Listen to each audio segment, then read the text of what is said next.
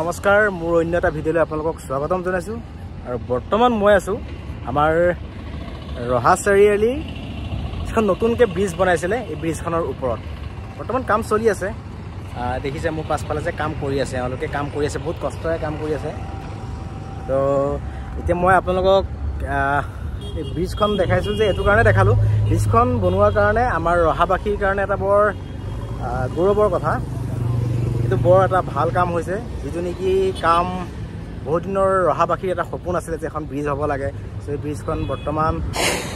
হৈ উঠাত খুবেই ৰহাবাসীয়ে গৌৰৱ অনুভৱ কৰিছে আৰু এই ব্ৰিজখন হোৱাৰ কাৰণে ৰহাত যিটো প্ৰেছাৰ পৰিব লগা আছিলে এই প্ৰেছাৰটো নপৰিব ওপৰেদি গুচি যাব এইটো এটা বহুত ভাল কাম হৈছে আৰু এই মোৰ এই পাছফালে এইটো হৈছে আমাৰ বাৰপুজিয়ালৈ যোৱা ৰুটটো তো ইয়াৰ ওপৰত বনাই আছে আৰু সিটো চাইডত আমাৰ ৰহাৰ মাৰ্কেটৰ ভিতৰলৈ যোৱা যিটো বজাৰলৈ যোৱা যিটো ৰাস্তা আছে সেইটো ৰাস্তা আছে মই গুৱাহাটী ৰোডত অহা ৰাস্তাত ৰৈ আছোঁ চ' এতিয়া কথাটো হৈছে আমাৰ ৰহাত বহুত শিল্পী আছে চ' মই শিল্পীসকলক এটা ৰিকুৱেষ্ট কৰিম যে মোৰ পাছফালে যে দেখি আছে ব্ৰিজত যিবোৰ মানে বেৰ আছে এই বেৰসমূহত যদি আপোনালোকে আৰ্ট কৰে চ' আৰ্ট কৰিলে নতুন প্ৰজন্মৰ যিমানখিনি আমাৰ ল'ৰা ছোৱালী আছে এতিয়া ৰহাত যিখিনি আৰ্ট কৰি আছে তাৰ বাবে এটা ভাল হ'ব আৰু তেওঁলোকৰ যেতিয়া নিজৰ প্ৰতিভাটো বিকাশ হ'ব সেইটো বহুত ভাল হ'ব আমাৰ ৰহাবাসীৰ কাৰণে তো এই বেৰসমূহত যদি আৰ্ট কৰি দিব পৰা যায় তেনেহ'লে খুব ভাল লাগিব গুৱাহাটীত তেনেকুৱা হৈছে বহু জেগাত গুৱাহাটীৰ বহুকেইখন ব্ৰিজত তেনেকৈ বনাই দিছে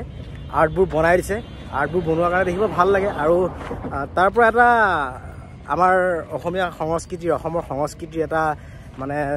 ধুনীয়া এটা পোহৰ আহিব বুলি মই আশা কৰোঁ গতিকে মই সেইটোৱে ক'ম যে নতুন প্ৰজন্মৰ যিমানসকল ল'ৰা ছোৱালী আছে তেওঁলোকে আৰ্ট কৰি ভাল পায় আমাৰ ৰহাত বহুত আছে তো তেওঁলোকে যদি আমাৰ কামসমূহ কমপ্লিট হোৱাৰ পাছত এতিয়াও চলি আছে কাম চলি আছে পুৰস্কাৰসমূহে কাম কৰি আছে তো তেওঁলোকে কমপ্লিট হোৱাৰ পাছত যদি বেৰসমূহত যদি আৰ্ট কৰি দিয়ে আৰ্টবোৰ খুব ভাল হ'ব তো এয়া কাম কৰি আছে এইবোৰ কাম কৰি আছে ক'ৰ পৰা আহিছে আপোনালোক আমি তেজপুৰত কাম কৰি কেনেকুৱা লাগিছে ভাল লাগিছেনে ৰহাত ভালেই ভাল লাগিছে একোতো প্ৰব্লেম হোৱা নাই তেওঁলোকে ৰহাৰ মানে তেজপুৰৰ হয় চ' কাম কৰি আছে ৰহাত কাম কৰি ভালে পাব হয় নাই ঠিক আছে গতিকে ইমানেই যদি আমাৰ ৰহাত এই বস্তুটো যদি আমি ডেভেলপ কৰিব পাৰোঁ বহুত ভাল লাগিব ইমানখিনি কম আৰু ইয়াৰ পৰা মই চাৰিওফালে এটা বেক কেমেৰা দি পেলাই মই দেখাম কেনেকুৱা ধৰণৰ কি পৰিৱেশ হৈ আছে মানে ধৰক এতিয়াও কমপ্লিট হোৱাগৈ নাই কামসমূহ কৰি আছে আৰু 20% কাম হ'লে চ' কমপ্লিট হৈ যাব তেনেকুৱা এই আমাৰ যিটো মানে বজাৰলৈ যোৱা চাৰিটোৰ ভিতৰত এয়া খুব ধুনীয়া এটা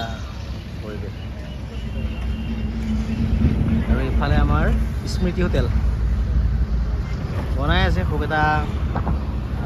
বৰষুণ পৰি থকাৰ কাৰণে খুব বেলেগ ধৰণৰ এটা পৰিৱেশ হৈ আছিলে